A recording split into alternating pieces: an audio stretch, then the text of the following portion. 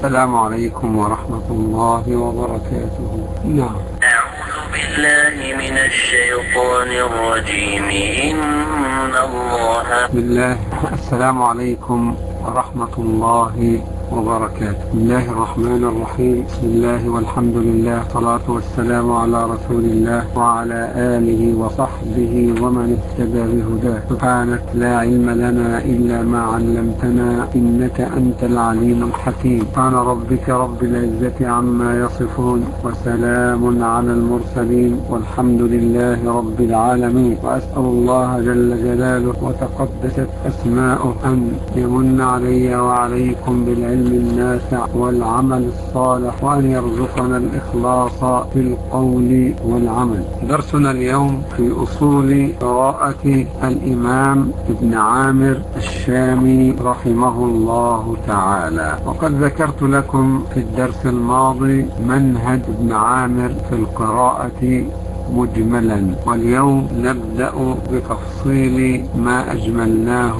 في الدرس الماضي. فأقول وبالله التوفيق ومنه أمد العون والمدد سبحانه وتعالى. عرفنا بأن القراء أو الأئمة الأعلام قال القراءات الذين ذكرهم الإمام الشاطبي أو الإمام ابن الجزري رحمه الله تعالى، عرفنا أن منهم من روى عنه الراويان بدون واسطة، ومنهم من نقلوا عنهم هذه الرواية أو هذه القراءة بواسطة. فالأئمة بالنسبة لرواتهم نجد أن الرواه منهم على 3 مراتب. الأئمة بالنسبة لرواتهم نجد أن الرواه عن الأئمة على 3 مراتب. المرتبة الأولى رواة أخذوا عن مشايخهم مباشرة بدون واسطة. رواة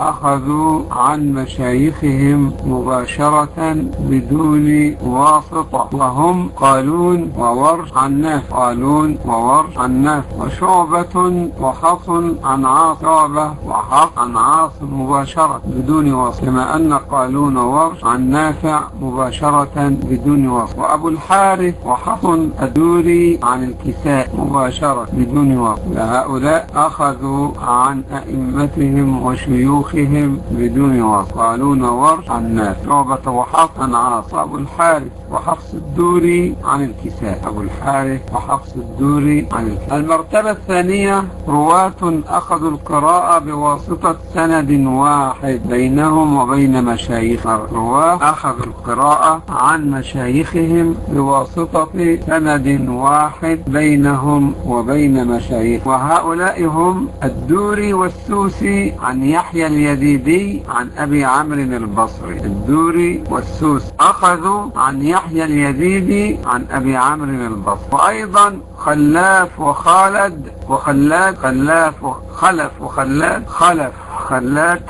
خلف وخلاد عن سليم عن حمزة، خلف وخلاد عن سليم عن حمزة. خلف وخلاد أخذوا عن سليم، وسليم أخذ عن حمزة رحمه الله. المرتبة الثالثة ما خلف وخلاد عن سليم عن حمزة. المرتبة الثالثة رواة بينهم وبين مشايخهم أكثر من راو، رواة بينهم وبين مشايخهم أكثر من راو.